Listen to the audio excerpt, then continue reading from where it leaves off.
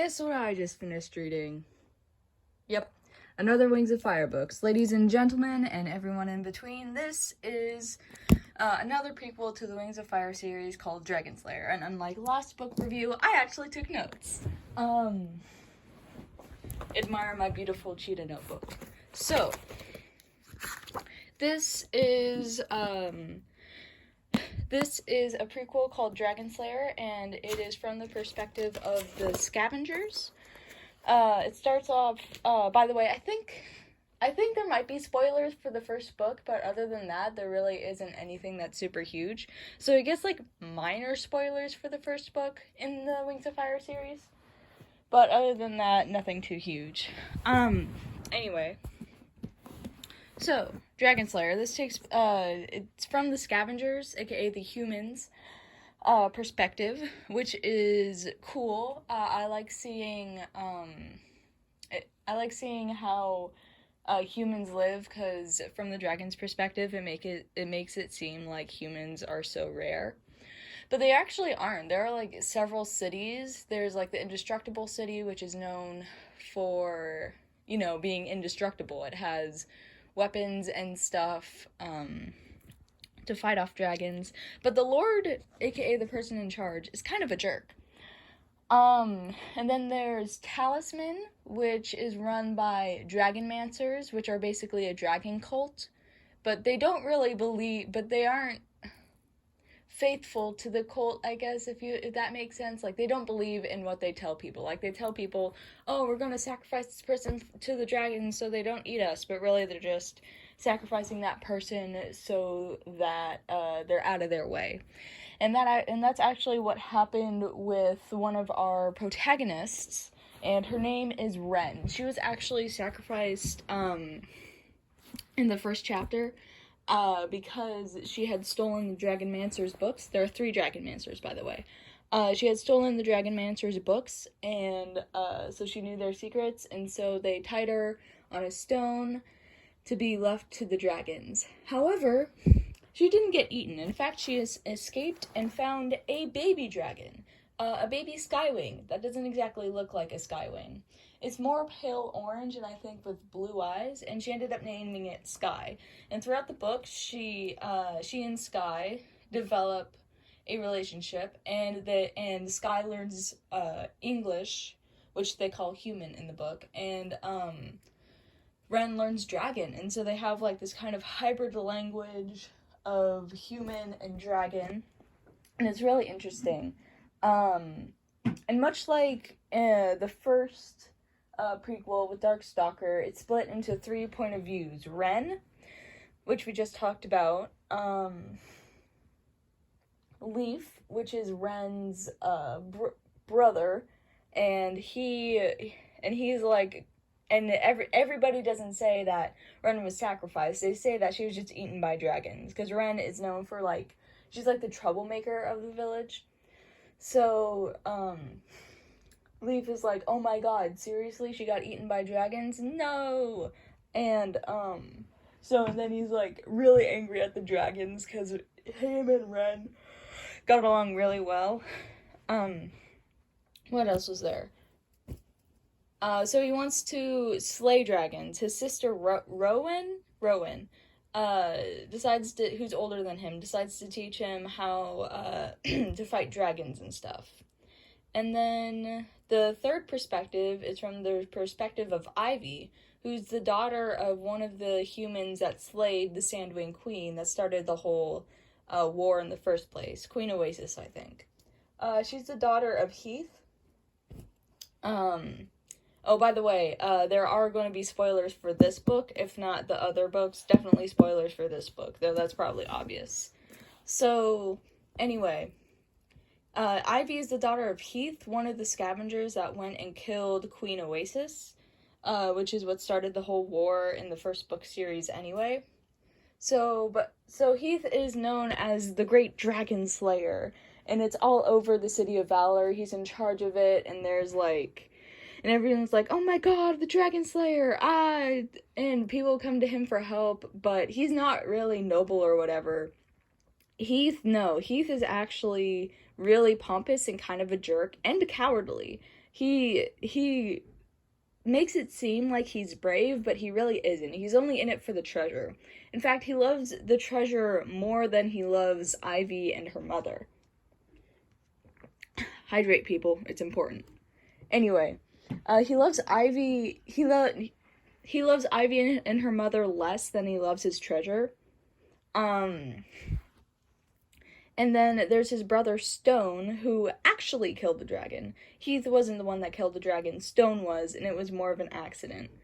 And then they had a sister Rose, who they thought died, but it was actually, I guess, Prince Smolder's pet in the dragon's view. Anyway, but Rose actually survived, and we find that out later in the book. That she's actually living with Prince Smolder. So that's really cool.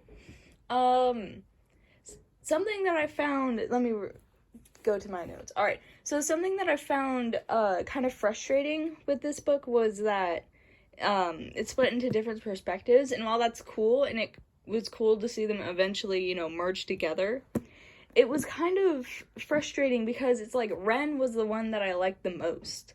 Ren's perspective was what I liked the most, and I wonder what the story would be like. I wonder if it would be this thick. With just Ren's perspective. But then again, I guess it wouldn't be as interesting. Anyway, Ren is really cool. I wish they touched more on Ren's story, because that was just so good. I just loved everything about Ren's story. She's like, humans are terrible, dragons are better. And that's why she has such a good friendship with Sky, but she starts to think more about that, because she starts to think against that, because she meets Rose at the end, near the end, and also reunites with Leaf, and then she's like, oh my god, Leaf actually cared about me. Maybe humans aren't as terrible as I thought. The Dragonmancers still suck, though, and the Dragonmancers do suck. Anyway. Another thing that I found funny was the dragons. The dragons just think scavengers are meaningless prey and that they aren't as intelligent as dragons. And then humans think that dragons are just mindless beasts and just don't care about whether they can talk or whatever. And that's pretty funny because they both think that the other doesn't understand what they're saying. Something that's interesting about this prequel was that it might have a sequel to the prequel. This might end up being another story, and maybe I'm using prequel as the wrong word. But anyway, prequel is the wrong word. But at the end, it seems like the Lord of Invincible City wants to chase after Ren, because she is rumored to, quote-unquote, control dragons, which is really just Sky, because she's a friend with them. What's funny is that Ren has a friend inside Indestructible City. Well, it's more like outside, because that's where she met him, and she never goes inside Indestructible City. But the friend's name is actually Undauntable. Which is kind of strange, but also makes sense. He's really pompous, and he's really like, oh, my dad's the Lord of Indestructible City. If you come with us, we'll make you rich, or whatever. I'll make sure you come with us right away, instead of having to wait in this huge line. And there's, like, a huge line in front of Indestructible City with a bunch of people. So there's that, and that's how and Undauntable tries to protect Ren from his father, right, at the end, but it doesn't end up working because the Lord can the Indestructible Lord from Indestructible City can figure out that Undauntable is lying. And then on to the next point. I found it cool that Tuti Sutherland didn't just use normal names. She used names like, Leaf and Forest, and even Undauntable's name makes sense, because it's a big pompous name, but most of the names are like, names of their environment. So like, you know, stone and heather, heath. I think heath is a plant, right? I might be wrong. It sounds like a plant. So I thought that was cool and a good attention to detail. Back to the Ren thing. Back to more Ren.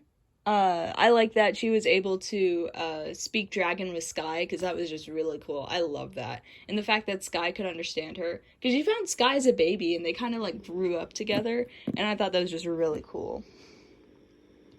And then something I noticed, while Ren and Sky are like talking, right? Of course, the scavengers wouldn't have names like, you know, Ice Wings or Sky Wings. It's, you know, Mountain Dragons, Ice Dragons, Sea Dragons, Sand Dragons. And something I noticed, Ren picking up dragons eavesdropping. At first, it's Sand Dragons, but then it changes to Sand Wings. Without any, like, recognition that she was like, oh, it's not Sand Dragons, they have a name, it's Sand Wings.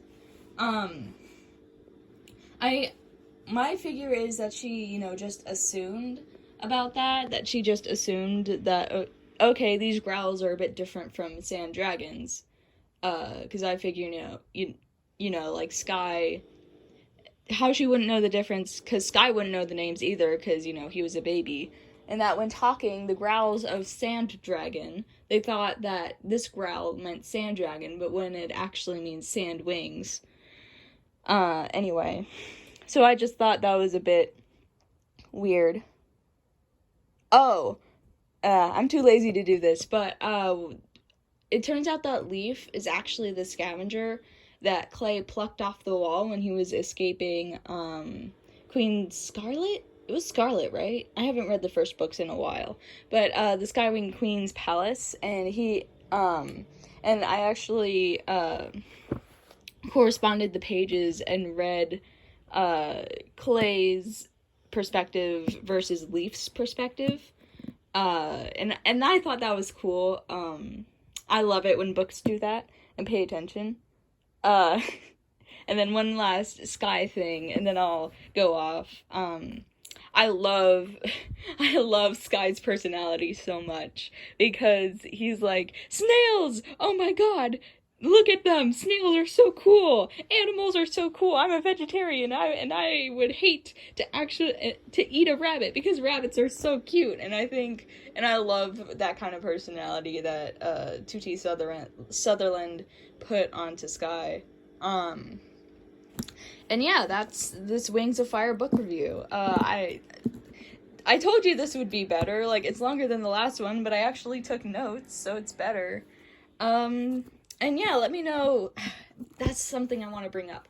I don't know why YouTube keeps turning off my comments. Like, I mark it specifically as not for kids.